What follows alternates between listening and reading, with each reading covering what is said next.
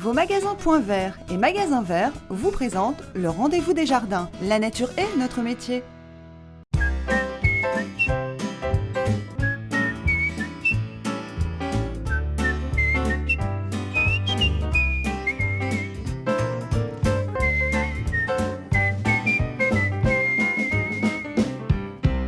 Bonjour à tous et bienvenue dans votre nouveau rendez-vous jardinage sur WEO, ça s'appelle le rendez-vous des jardins. Et cette semaine Thierry, on se trouve à Asnières et j'ai envie de te dire jardinons malin, jardinons responsable. Tu as tout à fait raison Laetitia, aujourd'hui on va aborder un thème qui nous concerne tous, c'est le développement durable. Et on va s'apercevoir que dans notre jardin, on peut le faire de façon écologique. Eh bien je te propose tout de suite de regarder le sommaire. Au sommaire de ce rendez-vous des jardins, nous vous expliquerons quelques gestes faciles, bons pour l'environnement et qui vous permettront de réaliser des économies. Thierry vous apprendra les bases du compostage, une activité simple, pleine d'avantages pour le jardin et qui réduit la production d'ordures ménagères. Vous verrez, faire des économies d'eau, c'est à la portée de tous. Il suffit d'acquérir quelques bons réflexes et récupérer l'eau de pluie. Limiter l'évaporation et la pousse de mauvaises herbes, c'est possible grâce au paillage. Thierry vous expliquera la technique. Et on n'oublie pas, comme chaque semaine, le conseil de Thierry. Eh bien Thierry, on va parler de beaucoup de choses aujourd'hui. Regarde, moi je suis presque prête. J'ai pris en plus mes merveilleux sabots, mais on a besoin d'autre chose comme outils et accessoires. Bien sûr Laetitia, mais comme d'habitude, on regarde la liste en images.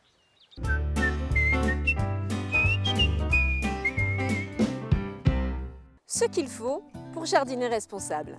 Un composteur, de l'activateur de compost, un arrosoir, une fourche, une binette, un récupérateur d'eau, un sac de paillage et une toile de paillage. Bon, ça y est, Thierry, regarde, on a fini. Ça va être bon ça ce soir, tous ces bons légumes du potager, mais regarde tous ces déchets là. Tu veux pas aller me chercher un sac pour qu'on jette tout ça, s'il te plaît? Mais non Laetitia, on va pas les jeter. Je te dis tout à l'heure, le développement durable. Le développement durable, ça commence aussi dans la cuisine. Tu vas voir, ça va nous servir pour faire un super compost. Ah mais oui, mais je suis bête. En plus, le compost, Eric, qui est responsable du magasin vert d'Armentières, il m'en avait parlé. Allez, on l'écoute et puis on se retrouve après. Bosse un petit peu.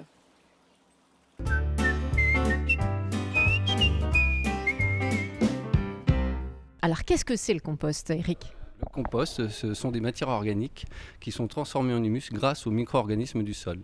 Et comment on prépare un bon compost? Alors, le compost, en fait, dans le jardin, on récupère des débris végétaux, ou on peut récupérer aussi au niveau de la maison des déchets ménagers.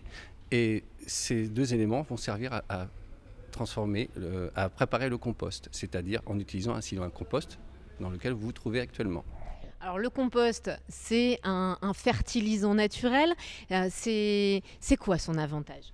En fait, donc, le compost, lorsqu'il a été travaillé au niveau d'un silo à compost, se transforme en humus. Et l'humus est un fertilisant qui va servir à apporter des éléments et des éléments nutritifs au niveau des potagers et au niveau des plantes ornementales. Bon, Eric, il vient de nous l'expliquer. Pour jardiner malin, ça commence par des petits gestes simples, notamment jeter ses pelures. Et là, je les ai, mais j'en fais quoi moi maintenant? Je cherche Thierry. Ah! Mais te voilà, Thierry. Mais je le reconnais. C'est le même composteur que m'a montré Eric. Alors, dis-moi, mes pelures. Maintenant, j'en fais quoi, moi? Eh bien écoute Laetitia, tu es arrivé au bon endroit, on va les mettre dans notre composteur. Tu as devant toi le composteur, donc tous nos déchets végétaux et la cuisine également. On va pouvoir les déposer là-dedans. Quand je dis tous les déchets végétaux, je pense surtout au gazon, je pense au feuillage, je pense aussi aux tailles de haies. Mais dans les tailles de haies, il faudra éviter tout ce qui est taille de cyprès, tout ce qui est taille de tuya. Ça va acidifier notre compost et ce ne sera pas bon pour nos futures plantes. Est-ce qu'il y a vraiment des aliments ou des déchets interdits? Alors, des aliments interdits, oui. Évitons la viande, évitons le poisson, enfin toutes les matières de ce style, ça va sentir mauvais, tout à fait. Donc ça, faut éviter. Faut éviter. D'accord. Alors, concrètement, on prend ça. Déjà, question primordiale, le composteur dans notre jardin, on le met où? Je ne vais pas le mettre sur la terrasse, sur le carrelage. Alors, surtout pas sur une terrasse, ça se met au contact de la terre, d'accord? Au contact de la terre, dans un endroit mi-ombragé. Il faut éviter le plein soleil et puis forcément à l'abri du vent. Parce que... Et pourquoi c'est important de le mettre directement sur la terre? Le microbisme de la terre va faire que notre compost va se dégrader beaucoup mieux. Quoi. Ouais, la nature, la nature reprend son droit. Alors, dis-moi, maintenant j'ai mes pelures là, je les mets dedans, j'attends que ça se passe. Qu'est-ce qu'il faut faire? Alors qu'est-ce qu'il faut faire? Les mettre dedans, c'est la première chose, et ensuite régulièrement il faudra mélanger. Donc une fois par mois, tous les 3-4 semaines, il va falloir mélanger ce compost, il faut le faire vivre. Il faut que nos bactéries travaillent, donc il faut le faire vivre. Également aussi, pour pas que ce soit trop sec, il faudra penser à l'arroser. 1 à 2 fois par mois, pensez à mettre un arrosoir d'eau et bien mélanger. D'accord. Mais là, pour la planète, c'est quand même ce qu'il y a de mieux. C'est un engrais naturel. C'est super naturel, déjà d'une part pour la planète c'est génial, et économiquement c'est intéressant aussi. Et quand je dis économiquement, c'est pas que pour nous, je pense aussi à la société. Il faut savoir que globalement un ménage de 5 personnes produit à peu près 5 à 600 kg de déchets annuels qui peuvent être compostés. Et globalement ça coûte à la société 600 € pour retransformer ces matières. Donc tu es en train de m'expliquer qu'en ayant des gestes simples comme ça, déjà c'est super bon pour la planète, donc on fait un geste pour l'environnement et en plus ça soulage à notre porte-monnaie. Oui, tout à fait.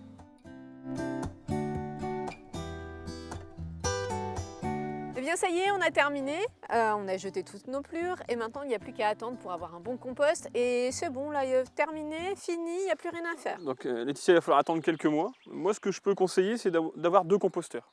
Un où on fait du compost frais, comme là on vient de faire, on est en train de faire notre compost de l'année. Et puis un où on utilise le compost qu'on a fait il y a quelques mois. T'es pas bête toi, hein? Et puis après, il y a des petits produits qui permettent d'accélérer et d'enrichir notre compost. C'est l'activateur de compost. L'activateur de compost, et ça se met comment? Ça se met tout simplement par période. On va apporter quelques poignées selon la quantité de matière qu'on y amènera. Et qu'est-ce qu'on a fait des tuyaux? Oh, hé Thierry, au lieu de te prélasser là, tu viendrais pas plutôt m'aider à arroser? Arroser avec ça, Laetitia? Bah ouais, avec un tuyau, et puis on va se brancher sur le robinet. Non, Laetitia, je suis pas d'accord. Je t'ai expliqué tout à l'heure, on jardine écolo. Et jardiner écolo, c'est aussi l'arrosage. L'arrosage, l'eau vient du ciel. On va en profiter. Évitons d'aller se raccorder au robinet. Déjà, on parle écolo et en plus, on va parler économie. Donc tu vas voir, je vais te faire voir plein de petits trucs sympathiques pour faire un super arrosage. Bon Thierry, tu m'as dit que tu avais une super méthode pour arroser et économiser l'eau. Vas-y, explique-moi. C'est tout simple, Laetitia. Regarde, on a une superbe toiture, raccordée avec des gouttières. Il suffit tout simplement de venir y mettre un récupérateur d'eau. Donc on en a un devant nous là, mais il en existe une multitude. Des plus jolis, des moins jolis, des plus grands, des plus petits. Il en existe une multitude. Et il faut savoir qu'une toiture, chez nous, dans notre région Nord-Pas-de-Calais, assez pluvieuse, 1 mètre carré peut nous faire récolter jusqu'à 600 litres d'eau par an. C'est pas négligeable tout ça. Bon, écoute, moi je te laisse là, prépare l'arrosoir pour tout à l'heure. En attendant, moi, je vais aller voir le propriétaire de ce magnifique jardin, c'est Monsieur Ardouin. Et puis, j'y vais. Allez, à tout à l'heure.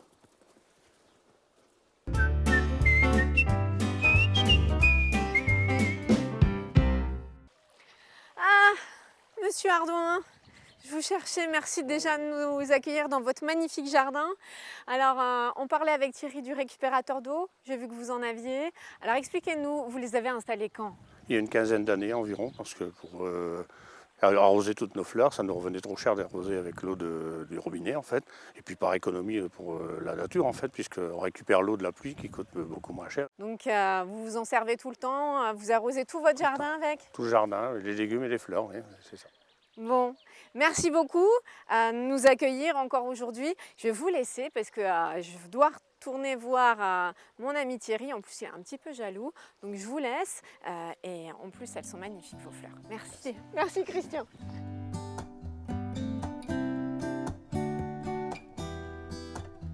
Bon, Thierry, ça y est, l'arrosoir, il est plein. On y va? Ah non, Laetitia, non. Pourquoi? Malheureuse, touche pas à ça, c'est pas l'heure d'arroser. Regarde, on n'arrose pas par ce beau soleil. On arrosera en fin de journée. Et en plus, là, l'avantage, c'est que l'eau est dans l'arrosoir, elle va être à température ambiante. Pour ce soir, elle sera à très bonne température pour arroser. Bon, ok. Tu me fais faire des économies d'eau, mais vraiment. Donc, je touche pas à mon arrosoir. Tu touches pas pour l'instant. Par contre, ce qu'on peut faire maintenant, c'est biner. Ah, je me souviens, tu m'en avais déjà parlé dans une émission avant. Un binage égale 2 arrosages. Ouais, tu sais pourquoi? Non. Tout simplement parce que quand tu as une terre qui est battante, l'idéal c'est de la remuer, c'est de la faire plus meuble. Et là, la plante va capter bien plus l'humidité qui sera apportée par la rosée. Et pareil, s'il vient une averse d'eau, l'eau va s'infiltrer bien mieux. Dis-moi, il y en a des astuces pour économiser l'eau? Il y en a plein. Et il y en a encore une autre astuce qui est très sympathique. Si, il y en a encore. Tu connais le paillage? M'en dis pas plus. Attends, le paillage, oui, moi je connais parce que j'ai rencontré Audrey il y a quelques semaines. Elle est responsable de rayon dans un magasin Point Vert. Elle m'a presque tout dit sur le paillage. On l'écoute.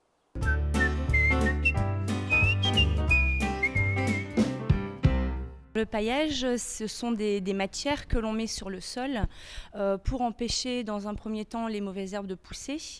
Dans un second temps, ça peut aussi empêcher l'évaporation trop rapide de l'eau quand vous arrosez, en été par exemple, et puis sur certaines plantes aussi.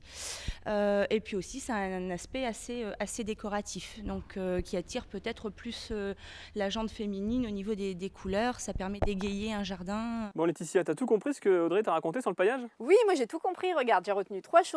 Le paillage, c'est super esthétique, c'est économique et c'est surtout écologique. Tout à fait. Et regarde, là on va le mettre en place sur la culture de tomates. Alors explique-moi les étapes du paillage pour un plant de tomates. Alors pour tout paillage, que ce soit la culture de tomates ou toute autre culture, parce que ça peut être aussi mis sur de la fleur, sur de la vivace, sur des arbustes, hein, avant tout paillage, il faut super bien arroser. C'est vachement important, on arrose, d'accord? Là on va arroser la tomate. En plus, derrière ça, on va y amener une couche de paillage. Là, en l'occurrence, ce sera du paillis de lin. Hein. Mais par contre, comme tu peux le voir, notre tomate, c'est une jeune pousse, elle est juste en train de commencer à lever. Donc, il va falloir y aller par étapes. On ne va pas mettre la couche maximale aujourd'hui. Globalement, sur une culture comme là, il faudrait aller 7, 8, 10 cm maxi. Aujourd'hui, si je mets 10 cm de paillage, ma tomate, je ne vais plus la voir. Eh ben, tu vois Thierry, quand tu me parles de tomates, moi forcément, je sais pas, je les imagine en salade et je pense que tu as des petites astuces sur les salades. Tout de suite, c'est l'astuce de Thierry et je vous assure, je ne vous raconte pas de salade.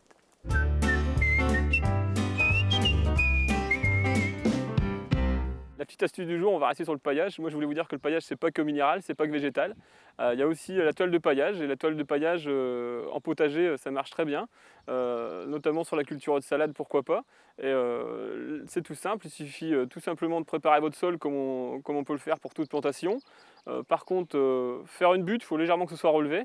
Hein, d'étaler votre bâche, de la tendre au maximum. Et après, faire la plantation tous les 20-25 cm dans la ligne et espacer de 20-20 cm par rangée. Et ce sera très très bien.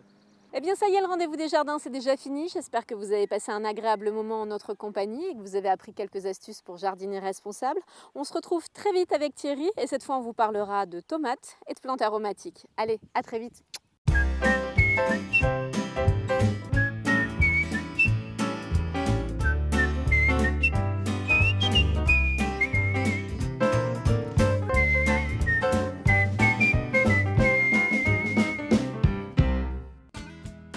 Vos magasins Point Vert et Magasins Verts vous ont présenté le rendez-vous des jardins. La nature est notre métier.